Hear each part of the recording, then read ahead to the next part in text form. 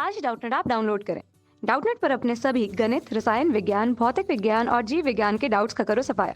बस प्रश्न की फोटो खींचो, एक ही प्रश्न को क्रॉप करो और तुरंत वीडियो सोल्यूशन पाओ। अभी डाउनलोड करें।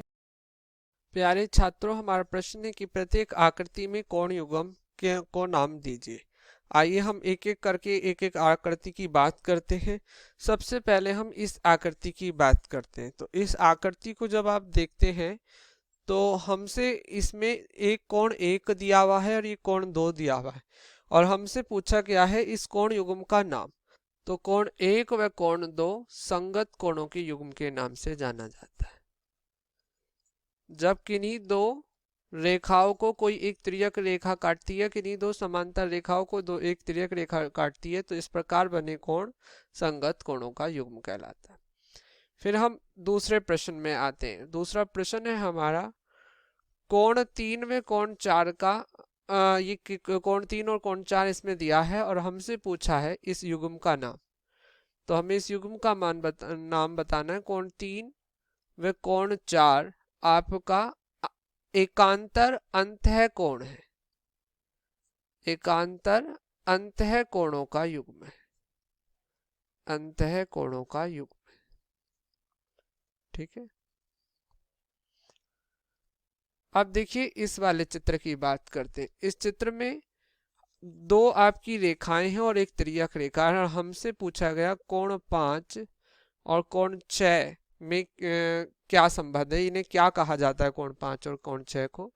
तो कोण 5 और 6 तिर्यक छेदी रेखा के एक तरफ के बने अंत्य कोणों का युग्म है।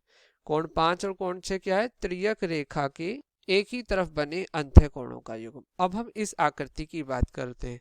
अब आप इस आकृति इसमें देखिए दो तो आपकी रेखाएं हैं और एक आपकी तिर्यक रेखा है। तो ये आपके कैसे कोण है? कोण 7 और कोण 8। कोण 7 और कोण 8 आपका ये है आपका संगत कोणों का युग्म। संगत कोणों का युग्म है। ठीक है।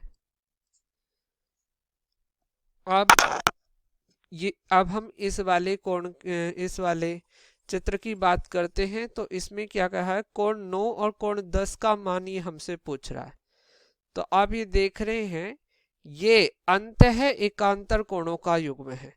तो कोण 9 और कोण 10 एकांतर अंतः कोणों का युग्म। अंतः कोणों का युग्म। इस प्रकार से जो कोण होते हैं उन्हें एकांतर अंतः कोणों का युग्म कहा जाता है। ठीक है।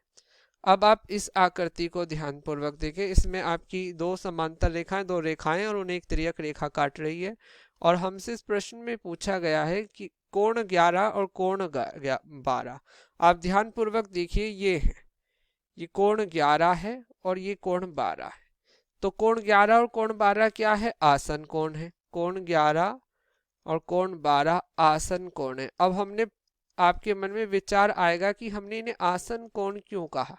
देखिए इन दोनों में एक तो आपका यहाँ पर एक तो शीर्ष उभयनिष्ठ है, ये शीर्ष उभयनिष्ठ है, एक भुजा उभयनिष्ठ है और जो अन्य भुजाएं हैं वो एक एक तरफ है विपरीत दिशा में। तो इस प्रकार बने कोण को आसन कोण कहते हैं।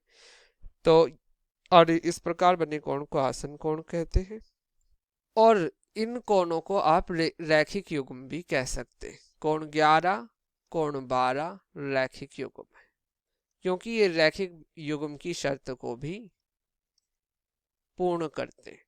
अब ये रैखिक युग्म क्या? देखिए आसन कोण की तो करिए। रैखिक युग्म में एक ऐसा आसन कोणों का युग्म होता है, तो कोण 11 कोण 12 आसन कोण है जिनकी जो आपकी उभयनिष्ठ भुजा नहीं होती वो विपरीत दिशा में किरणें होती। और आप देख रहे हैं कि ये किरणें बनी हुई हैं विपरीत दिशा में, ये किरणें होती इस तरीके से। तो ये आपका कोण 11 कोण 12 रैखिक युग्म है। इस प्रकार ये आपका प्रश्न हल हुआ। धन्यवाद। कक्षा 6 से 12वीं से लेकर नीट, IIT, JEE वो एडवांस के लेवल तक 1 करोड़ से ज्यादा छात्रों का भरोसा। आज ही डाउनलोड करें डाउटनेट ऐप या व्हाट्सएप करें अपने सारे डाउट्स 8400 400 400 पर।